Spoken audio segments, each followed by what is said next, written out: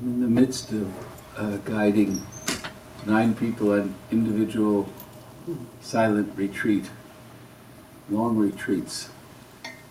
And everybody who is on retreat has done long retreats before with me.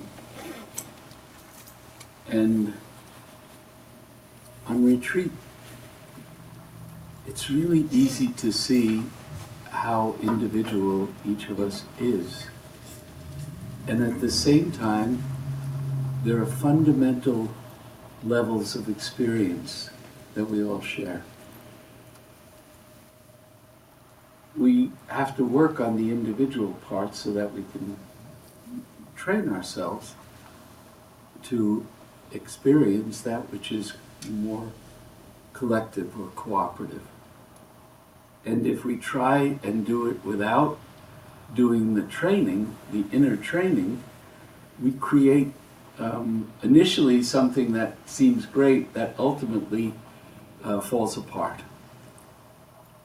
And what is the fundamental training? It's understanding that which cannot be understood, which is very simple. That which cannot be understood is consciousness.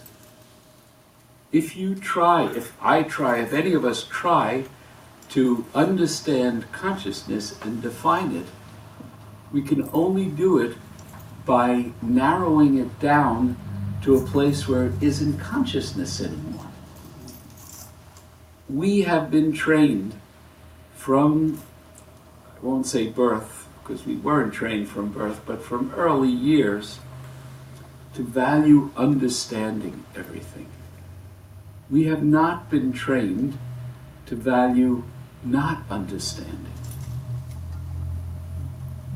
And so we don't think anything is real until we understand it. And there's a lot that we don't understand and are not capable of understanding because it can't be understood. Wow, I had no idea I was going here tonight. I really mean it. I just had no idea. So the training on the path is this difficult struggle within oneself to have faith.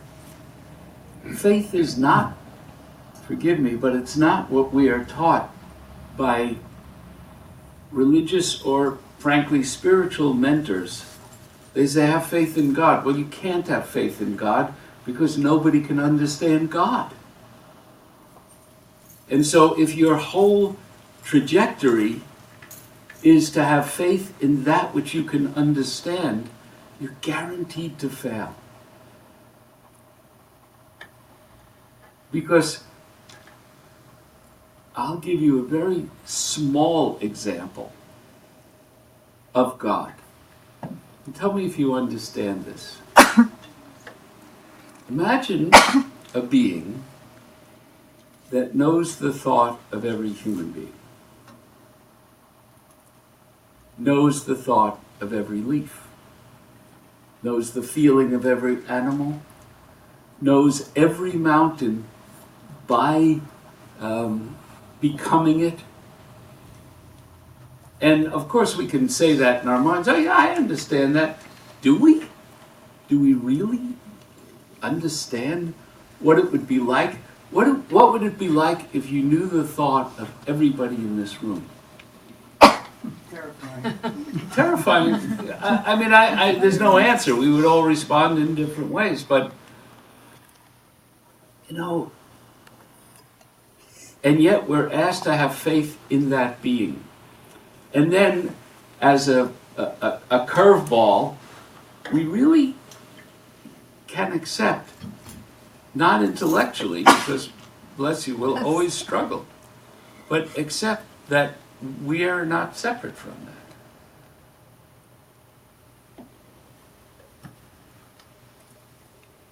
that. That being, in a sense, is not separate from us. And we like to have the known and the knower. And, you know, we say in Sufism, God is the lover, God is the beloved, and God is love itself, which is really beautiful. But what if we said, well, God is the knower and the known and knowledge itself? Where do we fit in? And the answer is, who knows? And I really mean that. That's the great teaching. If we give up the desire to know, I mean, all these people talk to me about knowing God. I do not want to know God. I have enough trouble. I mean, can you imagine? No, you can't imagine. None of us can. And then you take it from our little speck of dust in the universe, our planet, and then you go to other planets, and then you go to other stars, all of which have consciousness. It's so funny when I see some of the projects, like the Siri projects and others, to find life in space. I defy you to find not life in space. There is no place where there's not life. But are we aware of it? No. No. And now, forgive me, I'm going to sound like a preacher, but why aren't we aware of it? Because we're hypnotized. We're drunk.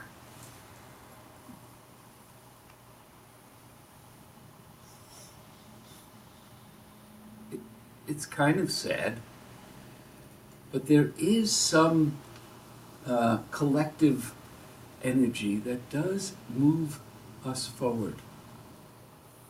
Us being human beings. So it's not as bleak as it sounds. But the work, the real question is, do I dare have faith in that which I cannot understand and in reality cannot know, and whatever I know is something that my imagination has created to give me some sense of order and comfort. It's not wrong, it's just not complete. So, I suppose if someone was really unusual, I could give them a cup of water from the ocean, and if they had never seen an ocean before and never thought about it, they could figure out from that cup what an ocean was. But that's not easy. I won't say it's impossible, because nothing is, but it's not easy. And what we're invited to do,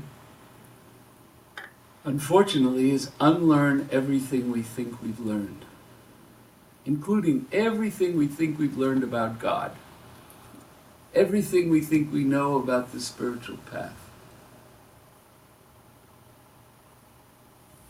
And how do we do it? It's strange, but there are different ways. Julie said we should sing tonight, which I hope we will. One way to get to know it is through sound. Hence, mantric yoga. Or, the Sufis do the names of God. The Jews do the 72 names of God. You repeat them. Why? Because there are seeds in certain sounds that came through revelation that bring a release of everything we think we know. The beauty and the value of vocal prayer is not in the words, but in the sounds. I remember I was in China. I think I said this last week, but I haven't thought of this for 15 years. I was in China, and they had just opened the Buddhist temples. Up until then, the temples were closed. Or it wasn't popular to visit, let's say. It wasn't politic. And suddenly there are all these people with incense and praying, and I asked somebody, I said, what are their prayers like? Because they were really real. And was Catherineda, and she said, "Oh, this one is praying for a new car, this one's praying to pass the exam." I said, "That's, after all these years, that's the prayer?" And I thought, I'm going to listen to the sound, because that's the prayer. And the sound was the prayer. So you can do it through sound. You can do it through the mind, but it's really tough. Because the mind appreciates duality, whereas truth does not.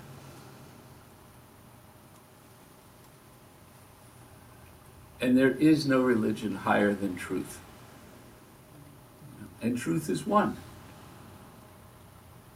So you can do it through the mind, but that's really difficult, and yet that's the way so many of us have been taught to do it, through the mind. And what do we do during the day? Not sitting here, not meditating, not doing practice. What do we do driving down the street? What do we do when we're sitting? Well, either we look for distraction. Where does the distraction go? In the mind. Or we create stories to distract us.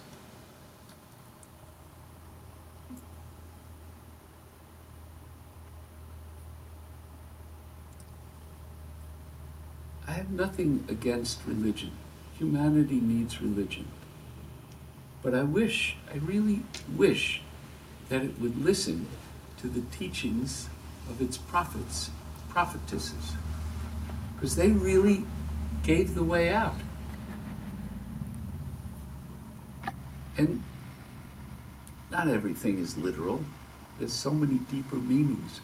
We're invited to join in by not knowing. Instead of, writing books about what this could possibly mean, sitting and realizing, I don't have to know what this means. I have to have the experience. There's a great Sufi, Al-Ghazali, and he said Sufism, or any real path, is based upon your experience, not your concepts. Another great Sufi, Sam Lewis, he said over and over again, we won't know the solution to our problems because the solutions interfere with our concepts.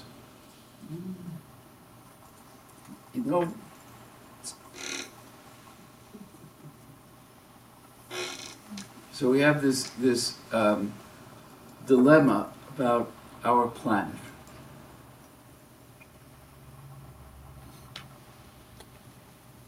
We know that things are changing. And what have we done? We've taken it and made it the knower and the known. We've made it duality. So some believe this and others believe that. And when that happens, consciousness doesn't expand. It contracts. And what we're seeing now is a contraction of consciousness. What's the solution? Well, the solution is the opposite of that contraction.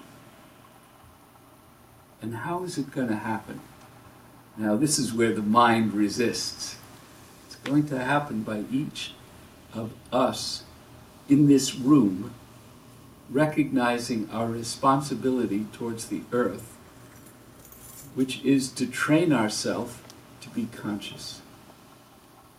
Because if one person is conscious, it can affect other people. And the mind says, yes, but,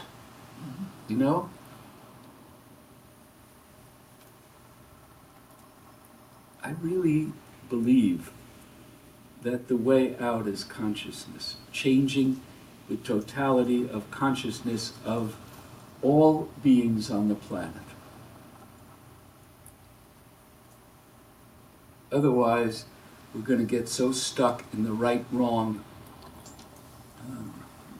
dualistic story, we're going to start believing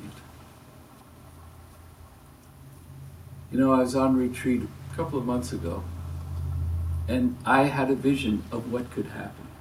And it was terrible, what I saw. And it wasn't a vision, so I would say, oh my God, I've got to, give me a sign, I want to be out on the street. Remember Ellen? Ellen was a unique personality who used to come here, and she would stand on the corner on 41 with the sign that says, no war. I loved Ellen, she was great. But what we have to do is recognize there is a war within each of us. And what's our role? Not what does it do for me or for you. What's our role?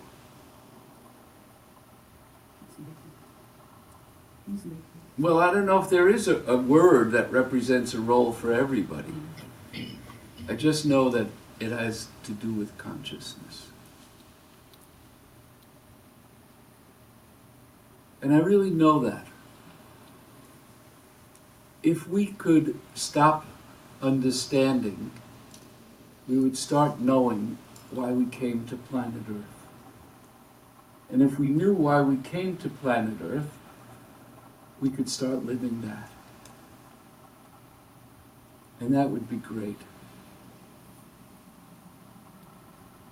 And the reality is, we can. Now, the question arises, in the mind, how? And the answer, again, is, I don't know. But there are ways. And each of us, that's our path. Sometimes we make mistakes. Often. Sometimes we go a little into have strange episodes. We think we're nuts. I was talking about Murshid Sam. He used to say, we need to be cool, calm, and collected, and a little bit crazy. And it's true. We have to be willing to go beyond our comfort zone. What stands in the way of each of us experiencing a greater relationship with consciousness? When we want to know everything, when we want to understand, we don't want to take risks. Well, you don't want to take risks, nothing happens. You want to be safe? Okay.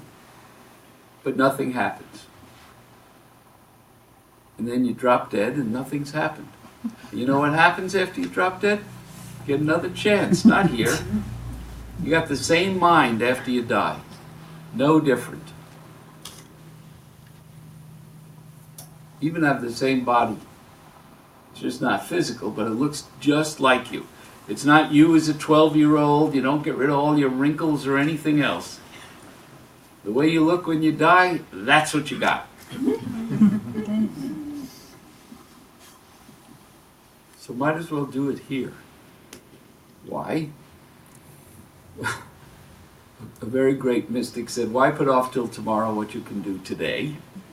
But there's another reason, which is our willpower is stronger because we are physical. When you lose the physicality, the willpower lessens. And you have to relearn how to develop willpower.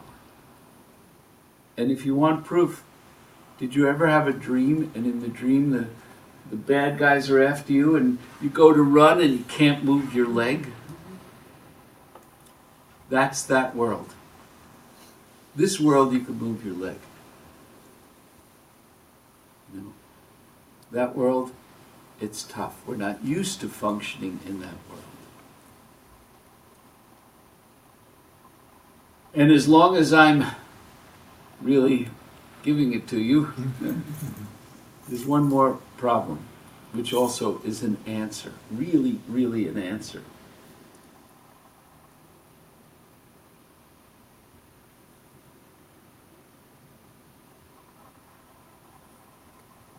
And I blame our forefathers and foremothers for this. Not the really old ones during the revolution, but after, it became kind of a point of pride to not ask for help. Maybe you can do this alone. I can't and I couldn't. And I've had great help because I know that I can't do this alone. Really can't. It's not possible. Maybe it is for you. I don't know. But it's so much easier if you ask for help. Can't ask for help from God because we don't know what God is. I've been through that already for 20 minutes. So who do you ask? Now don't get hung up on the concepts of this, but I'm going to answer it. You ask the representatives of the infinite. Because the infinite is infinite. It's just infinite. And it's too hard to get answers out of the infinite. Because the infinite knows everything and it knows nothing. But the representatives of the infinite can help. They are small enough. They might be stars or planets or galaxies for that matter, for real. But at least they're small enough so that they can help.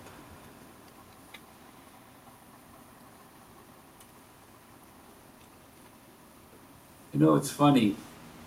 Sometimes people don't think about their own healing until they get sick. It's too late.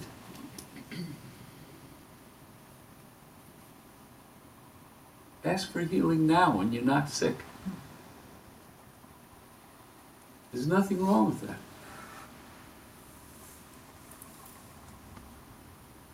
Sometimes people have an outer condition or they're not happy in life, but they will not ask for help. And we could say psychologically people are afraid to be disappointed. I don't know. There are all kinds of reasons. But it comes back to the one that I spoke about 5 minutes ago. You have to be willing to take a risk.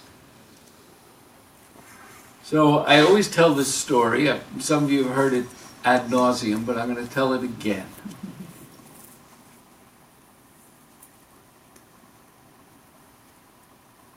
I had just finished law school.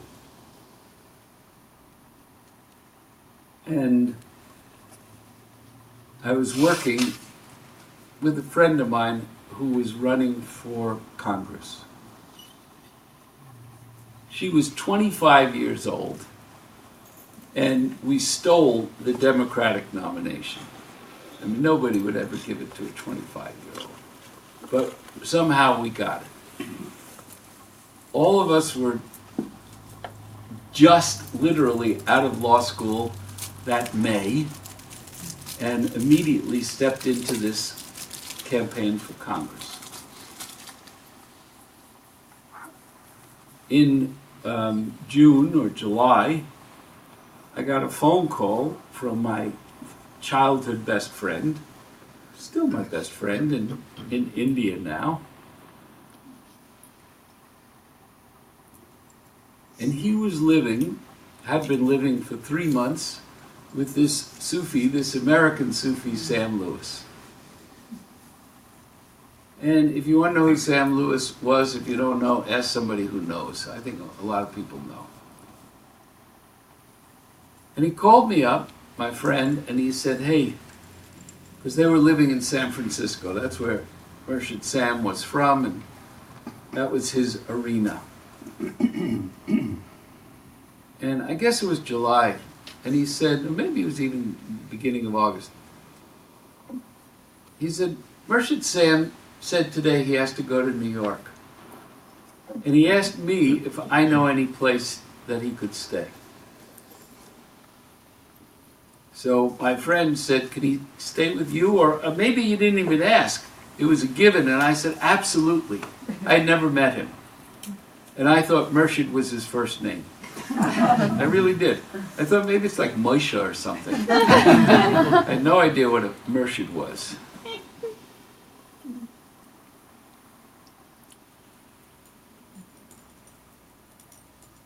about, maybe 5 or 6 weeks later, this man, who was this big, shows up at my door in New York City. I had a little teeny apartment. It had a bedroom that was big enough for the bed. I don't know if any of you have ever lived in New York. There are a lot of apartments like that. You have to get out on one side, the other side's against the wall, and so on.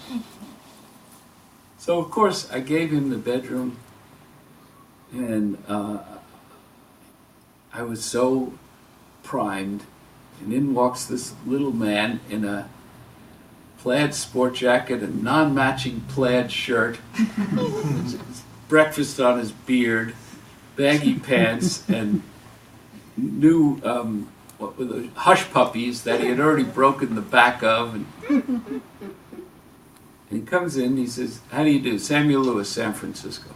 And I was like, okay. And his energy was real, and it was powerful. Well, to make a long story short, he stayed there for 6 weeks with me. Took 10 days off to go to Washington and Boston. The rest of it, he was there. And I was working on this campaign. So now it's September, and the election's the beginning of November. And the polls show us getting creamed. It's 1970. We're in a heavily Republican district. I really think the Democrats didn't even want to field a candidate, but somehow they agreed. And we have this kind of grassroots organization of, I won't even say young people, we were kids, you know.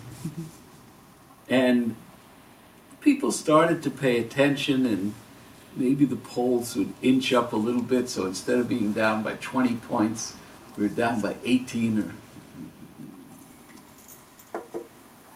Now it's 10 days before the election. I think we're down by 15 points, 12 points, something like that. Everybody's despondent, and I said, "You're wrong, we're going to win." And they're saying, "Oh man, you're crazy, and are you just doing this to give us good..." I said, "No, I am sure we are going to win this. And we've got to change the way we're thinking." Well, this goes on for a day, and I really was pushing it. I really believed it. I went home that night, and I said, "Murshid, I got to talk to you." And I tell him the whole story, and I said, "Look, I'm telling everybody we're going to win. People are beginning to think I'm crazy. What's the answer?" He said, "Absolutely. You're doing absolutely the right thing.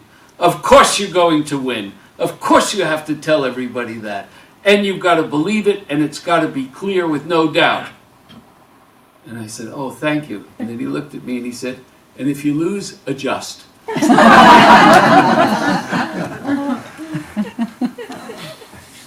There's so much wisdom in that story. I don't know what's going to happen on this planet. No, we got creamed. Did what? Did you adjust? I adjusted very quickly. But it was something beautiful that happened that night when we lost. We kind of were all, we knew what was going to happen. We could hear the results a little bit from exit polls during the day. And around 6 or 7, we all started to drift away. I went home, and this had been a lot of my life for these months.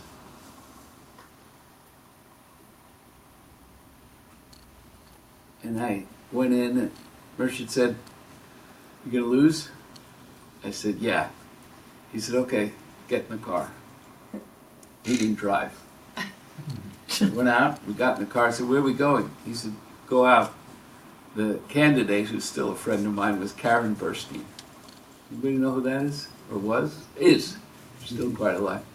She was, about 15 years ago, she was running for Attorney General of New York State. Wow. She was the Civil Service Commissioner. She had really attained some high positions. And she lost in the race for Attorney General because just before the election came out she was gay. And that wasn't received well 20 years ago, and she lost the election. So we get in the car, and he said, go find her. She'll be at the headquarters, go there. So I get in the car and I drive back out to the headquarters. It's like a half an hour, and sure enough, there's like 10 people in a room that could hold 1,000. And Murshid Sam walks in, he walks right up to her, and he goes, Samuel Lewis from San Francisco, good job. And he turns around and he leaves. And I felt it. I felt him switch consciousness. Not anything that was perceptible as right, wrong, win, lose, no duality.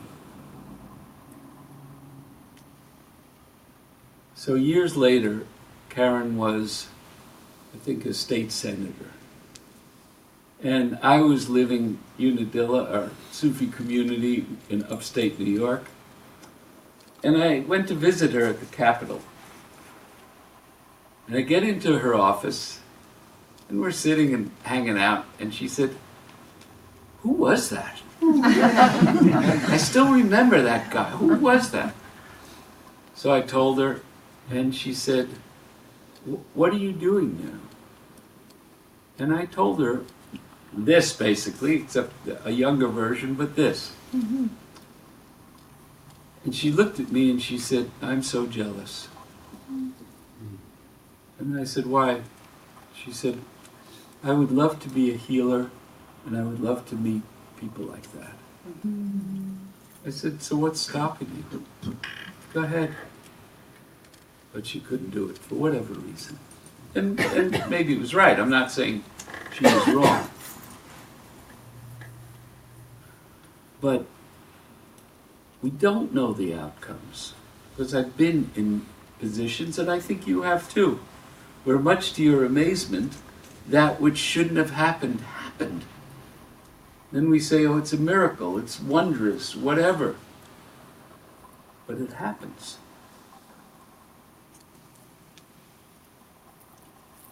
So I want to share with you a practice from Murshid Sam, interestingly enough. And it's in English, of all things. And where did this practice come from? He said the Prophet Muhammad came to him directly and told him this practice. And the practice is the following. Let's say we want to work for peace. Some of you know I'm part of an organization called the Abrahamic Reunion, and we're really focusing on peace between Israel and Palestine. So the practice of these words, in unison with the will of God. In unison with the will of God, we will to have peace.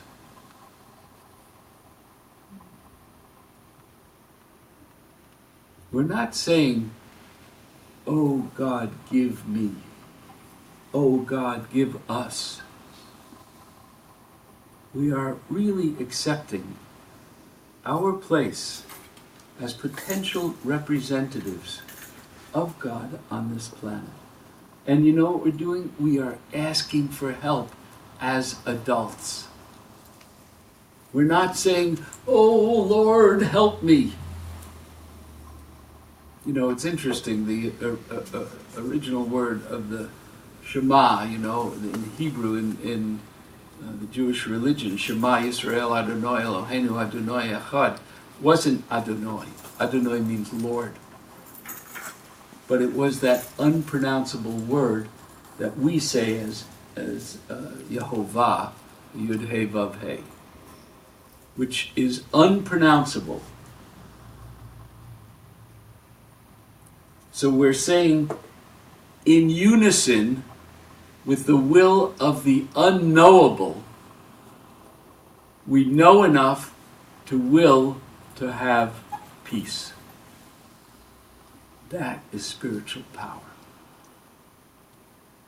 Because we're not saying, I know who you are, I know who I imagine, and give me this or that. There's no difference between saying, I want a new car, I want to pass the exam, I want world peace. Same prayer, very limited. But when we really unite our potential power with the unknown vastness, we become the Khalif, we become the representative, the ambassador of that great unknown. And things happen.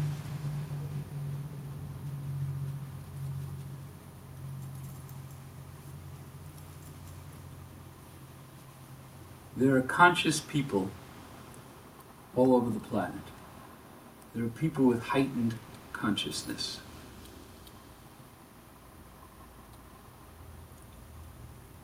They have covers, you know. Some are, oh, I'm a shaman, I'm a diplomat, I'm a doctor, I'm a wanderer. That's their cover. That's not who they are. They're able to be conscious, in unison with the will of God. They don't fear the unknown.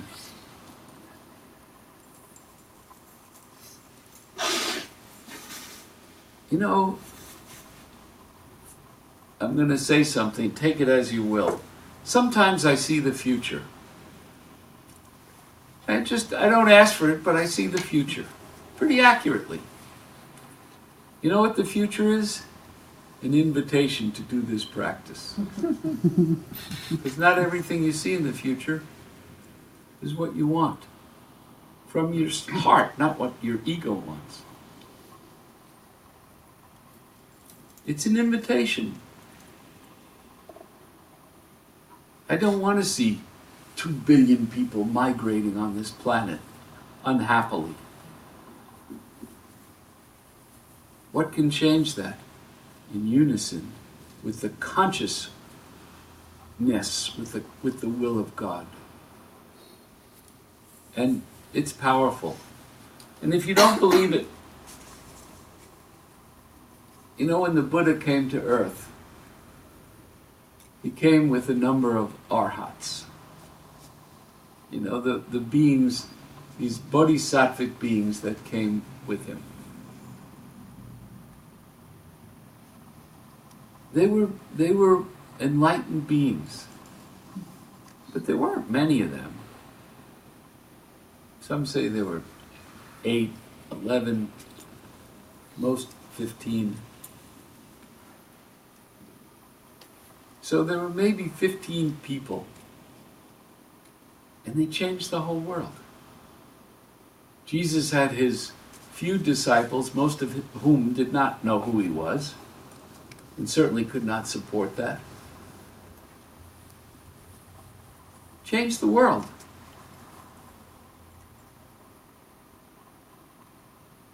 What changes? Our consciousness changes. And we don't know what our consciousness is. We don't know how it can change the world, but it can. Now the mind says, wait a second, I can't even change myself. But we can. There's nothing wrong with saying, in unison with the will of God, I will to change myself. I'm going to stop smoking, or whatever is on your list, you know. But we need to get used to the idea of uniting with the infinite unknowable.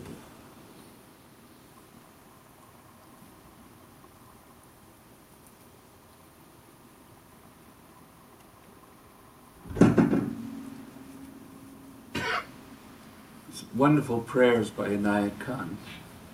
And one of them, he has this line, he He's talking about God, and he says the idealized Lord of the whole humanity. The idealized Lord. What does that mean? Well, it's not true. It's an ideal that we've created. And it's comfortable. Starts wars. That's the downside. But it's comfortable. We can create any God we want. And then in order to make that God real, we have to make everybody else's God unreal. Well, we want that, we got that.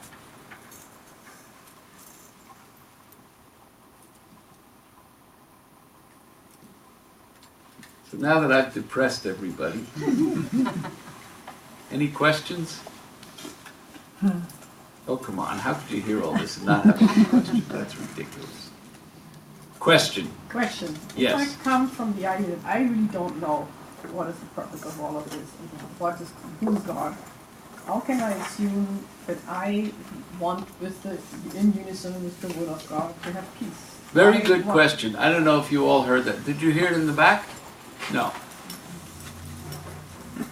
I'm going to paraphrase. I don't know who God is. So how can I, not knowing this, say in unison with the will of God, I will? To have peace. Yeah. That peace or that whatever you want to put in the blank. Yeah.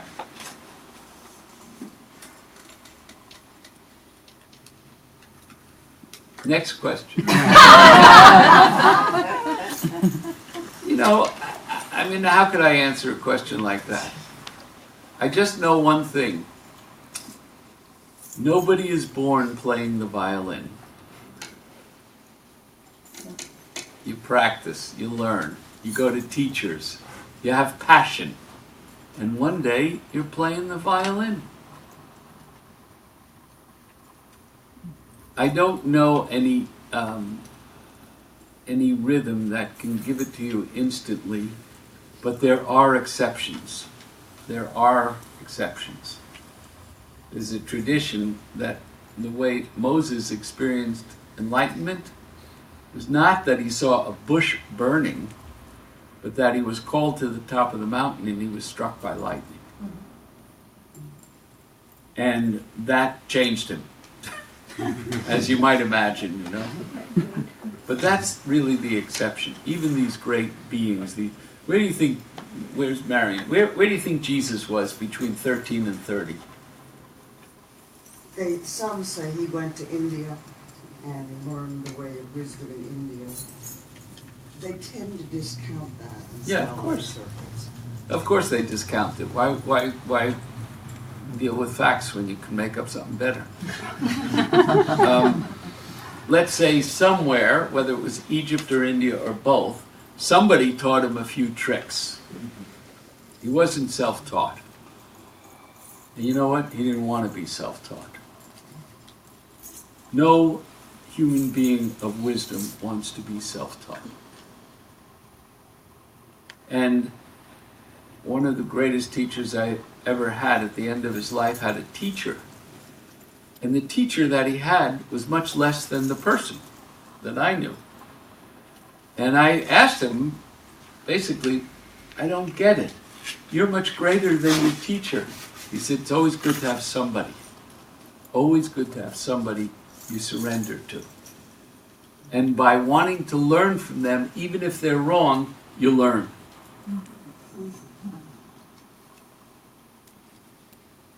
So, I mean, I don't know the answer for you. I know the answer for me. Yeah, you just keep, you take chances. You start listening.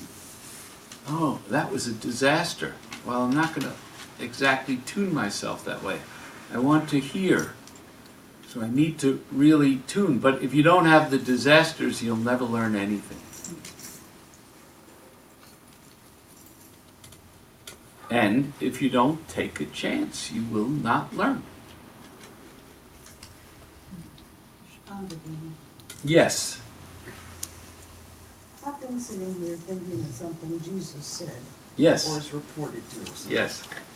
He said, love the Lord love God with your whole heart, mind, and soul, and your neighbor as yourself, on these two commandments hang all the law and the prophets. And love is mysterious. And yet we've all loved people we don't know, we can't know definitely. And my question is this: where in your paradigm of consciousness, which I completely accept, does love fit in? Love doesn't fit in. Love is everything. Oh, okay. That's what I was sort of, that all of this is placed in the context of love. But you said something. You said something that's really important. The second part of what he said: love your neighbor as yourself. So if you don't love yourself, you have problems with your neighbor. That's what we have today. We have a group of people, usually white men, who don't love themselves, so they act out. And that's what we have. For me, it's much easier I'm going to turn this so you all can see. to know. I've come to see, through being with you for 10 years, that I can't understand truth, right? I can't understand intellectually. But where you brought me is deep into my heart, where I can experience the mystery and be in union with it. And let go of the understanding, but I have a glimmer of understanding through the experience of it. And I'm asking if this is the direction your thinking goes in also. When we talk about mystery and not knowing, but loving deeply.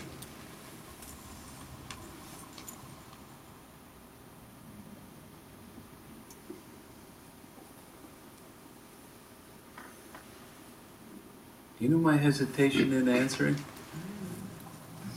My hesitation is I could really give a beautiful answer that would put us all, including myself, to sleep. No, I mean that. And what is the real answer is to wake up.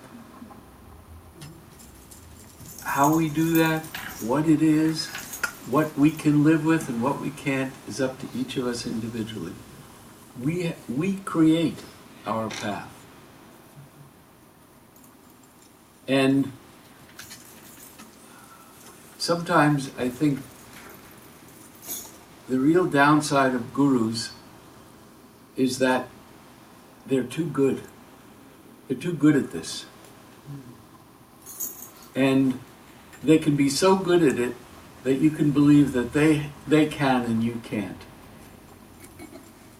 And once you believe that, you're sunk. Because you've given your power away. And you need your power. You need your power, your own.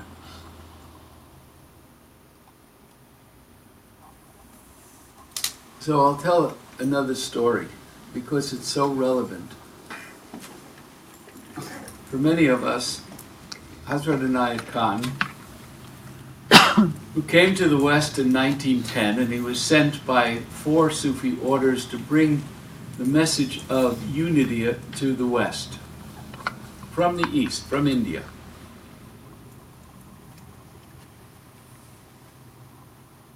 Is he? Yeah.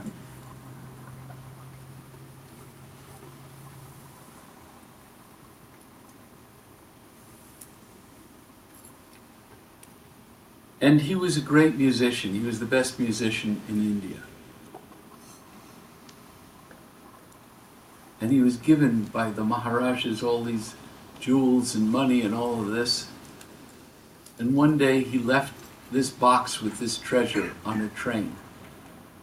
Not intentionally, but he walked out. Then he realized and walked back, it was gone. At that point, he knew he had to come to the West and fulfill his destiny. So he came to New York from India, never been out of India. And he came with his, at the time, a brother and a cousin. They had one pair of shoes between them. Little by little, he began to be known as a great musician. in the West. Nobody knew Indian music. Nobody knew Indian people. I think when he came, I forget the number, but there was something like 30 or 35 people in all of America from India. Just to give you perspective. And Inayat Khan had dark skin. He looked like a black man. His mother was black. She was from Ethiopia, or Eritrea now. Little by little, people began to be attracted to him. Because they knew that he knew more than music. There was something deeper. And after a few years, one woman asked if he would teach her. And then another and another.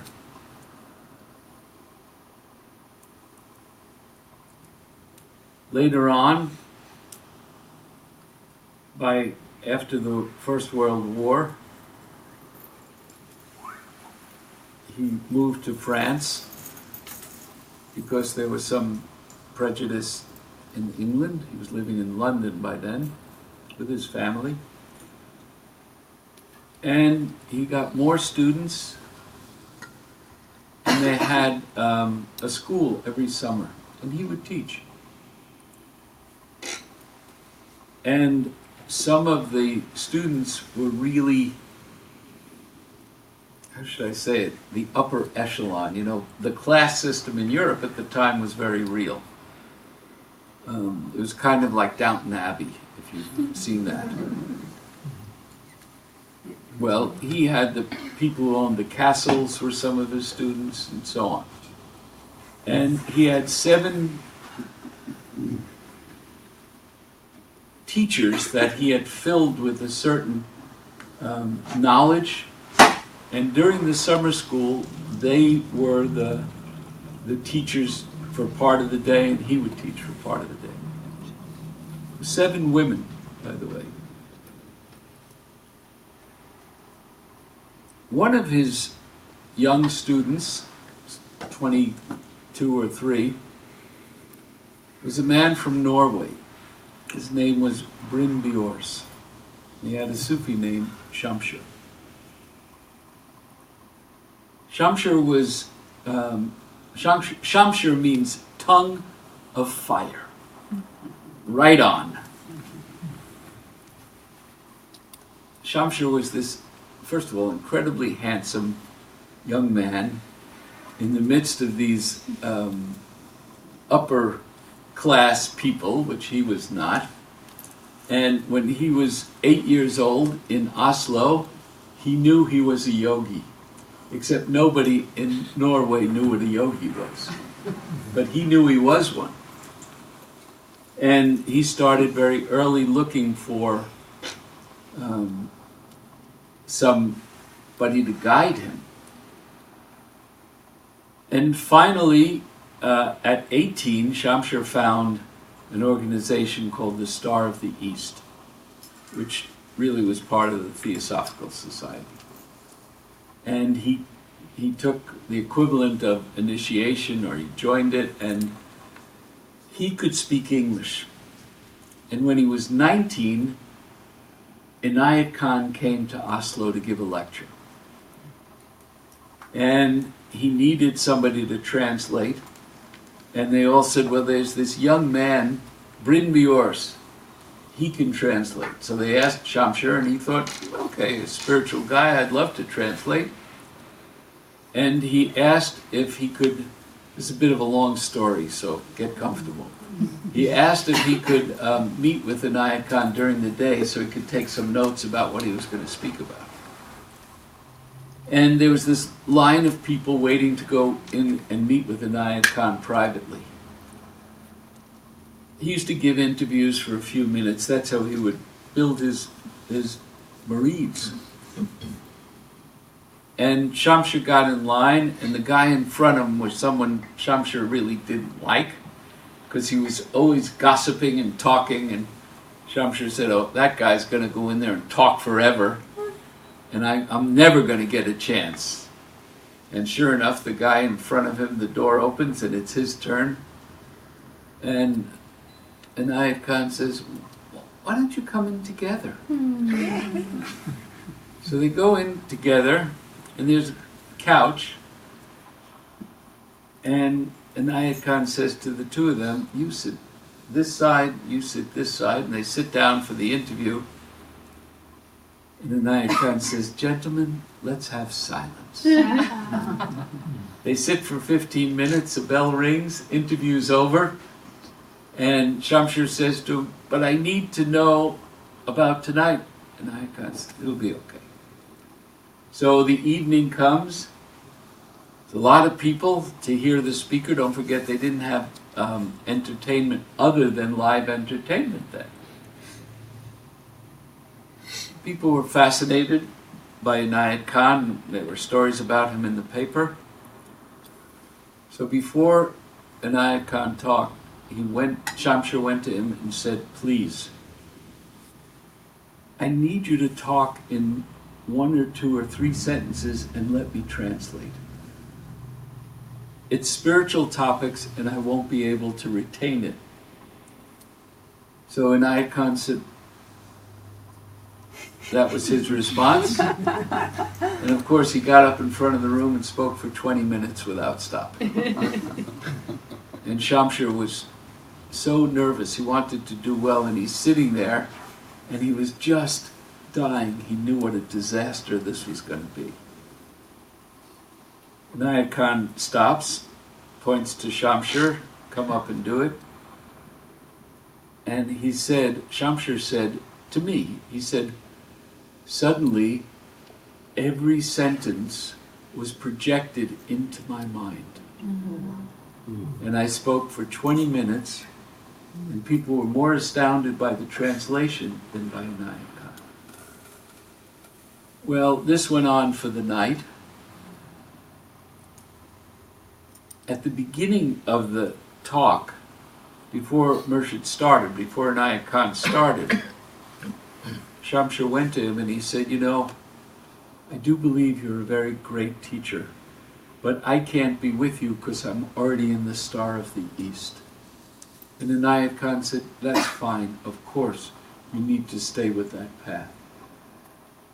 So the night is successful, Shamshir does all the translation. At the end of it, Inayat Khan initiated a few people into the Sufi movement. I don't even know if it had that name yet, but maybe. But he became their teacher. And Shamshir came to him and said, you know, the Star of the East has too many members, and you don't have enough. I'm going to join you. But that's not the story. That's the background. The story is this. So they have this summer school with the 7 teachers, and one of them is the niece of the Archbishop of Canterbury. And one day she is lecturing the group of students. There's probably 30 or 40, maybe 50 by that time. And she said to them, I have a question for you. How do you see Inayat Khan? How would you describe him? And they were, completely in awe of him. One said, oh, I would say he's a great prophet. Another would say, he's a teacher for humanity. And Shamshir stood up and he said, I see him as my friend, my brother. And the teacher got very upset. And she said, Shamshir, you don't understand at all. Sit down. So he said, I felt so badly. I sat down. I wanted to shrink into nothing. He said, the whole day I was in pain. That night, 100 of them came together for the evening talk of Inayat Khan. And Inayat Khan stood up to give the talk and said, you know, before we begin, I hope you all really know that I'm just your friend. I'm just your brother. So that's a real teacher. not someone who's telling you what you are, what the unknown is, what you need to do. He gave power. He didn't take it away. So really, it seems to me, we need to learn how to ask for help. There's so much help. And we have these ridiculous notions, well, I don't want to bother the heavens. Get over it, It's just a concept. It's because we don't want to be bothered. You know who Ramana Maharshi was? Great Ramana Maharshi? He's in the ashram, he's old, he's dying, and the people, they loved him so much that they said, Guruji, don't see anybody anymore, because he would work on anybody. They said, we care about your health, we really think that you need to rest more. So what we're going to do is we're going to just make you available for an hour a day. And the other time you need to rest and gain your strength. And he said, okay, got up, walked out of the ashram and stayed outside. And he wouldn't come in. And he would see anybody who came to see him. That's who he was. Doesn't mean you or I should do that. But we need to know a lot of what we think we're helping, we're not really helping ourselves.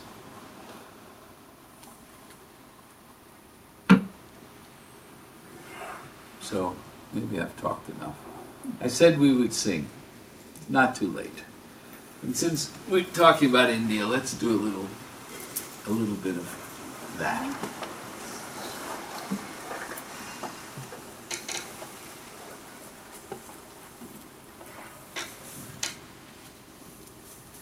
And if you want to know what the words mean, who knows?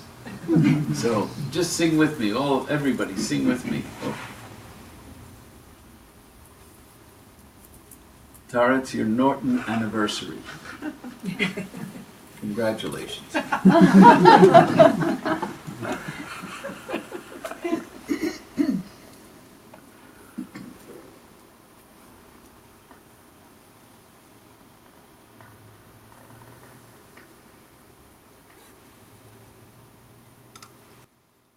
Om Namo Shivaya, Om Namo Shivaya, Om Namo Shivaya, Om Namo Shivaya, Om Namo Shivaya, Om Namo Shivaya, Om Namo Shivaya, Om Namo Shivaya, Om Namo Shivaya, Om Namo Shivaya, Om Namo Shivaya, Om Namo Shivaya, Om Namo Shivaya, Om Namo Shivaya, Om Namo Shivaya, Om Namo Shivaya.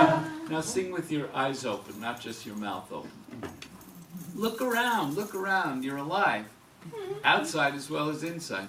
Om Namo Shivaya, Om Namo Shivaya, Om Namo Shivaya, Om Namo Shivaya, Om Namo Shivaya, Om Namo Shivaya, Om Namo Shivaya, Om Namo Shivaya, Om Namo Narayanaya, Om Namo Narayanaya, Om Namo Narayanaya, Om Namo Narayanaya, Om Namo Narayanaya, Om Namo Narayanaya, Om Namo Narayanaya, Om Namo Narayanaya, Om Namo Narayanaya, Om Namo Narayanaya, Om Namo Narayanaya, Om Namo Narayanaya, Om Namo Narayanaya, Om Namo Narayanaya, Om Namo Narayanaya, Om Namo Narayanaya, Om Namo Bhagavate Vasudevaya, Om Namo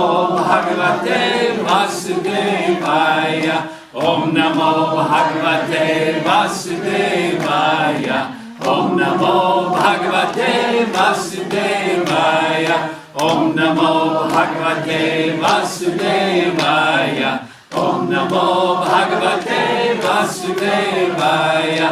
Om Namo Bhagavate Vasudevaya. Om Namo Bhagavate Vasudevaya. Om Sri Ram Jai Ram Jai Jai Ram. Om Sri Ram Jai Ram Jai Jai Ram. Om Sri Ram Jai Ram Jai Jai Ram. Om Sri Ram Jai Ram Jai Jai Ram. Om Sri Ram Jai Ram Jai Jai Ram. Om Sri Ram Jai Ram Jai Jai Ram. Stop for a moment. We're going to continue, but while you're singing, ask for help. Om Sri Ram Jai Ram Jai Jai Ram. Om Sri Ram Jai Ram Jai Jai Ram. Om Sri Ram Jai Ram Jai Jai Ram. Om Sri Ram Jai Ram Jai Jai Ram. Om Sri Ram Jai Ram Jai Jai Ram. Om Sri Ram Jai Ram Jai Jai Ram. Om Sri Ram Jai Ram Jai Jai Ram. Om Sri Ram Jai Ram Jai Jai Ram. Hare Om, Hare Om, Hare Hare Hare Om. Ask for help.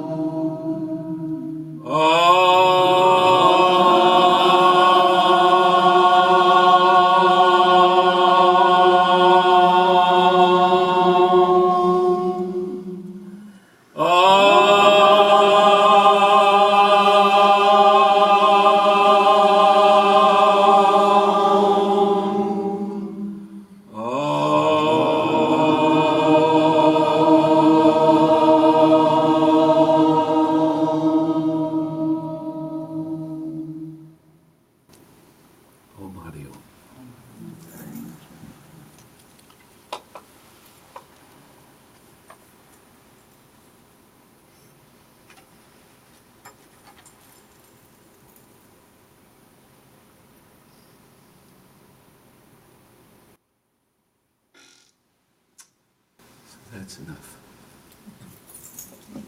So what's the takeaway? Take risks and ask for help. Don't do it alone. Simple. If you can't love your neighbor as yourself, ask for help.